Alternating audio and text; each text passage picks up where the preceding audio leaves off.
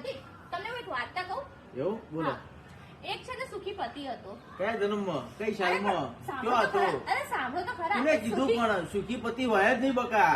અરે પણ કઈ જગ્યાએ મારી વાત સાંભળશો. કઈ જગ્યાએ કયા ગામમાં સુખી હતો કઈ સાલમાં હતો? સાંભળશો. કોને કીધું આવું સુખી ભૂખી ના હોય હેરજી જા. મામી તમે જોયું મામાએ તમારી વાત સાંભળી કશી? જોયું મેં. તો આવે એટલે બોલજો તો તમે ટેન્શન ના લે, આવશે ને ખાવાનું તો માંગશે જ, પણ હું આખું એ તું જોઈ લે ખાલી. સારું. અરે ખાવા લાય હેર જલ્દી હવે. લાવું છું, શાંતિ રાખો. લો ખાવાનું ઠૂસો. આ ખાલી થાળી જમવાનું કોણ હશે? મારા બાપા બનાવશે?